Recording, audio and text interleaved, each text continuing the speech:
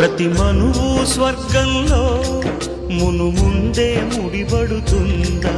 ఆ మాటే నిజమైతే ఈ చట్టం విడగొడుతుందా?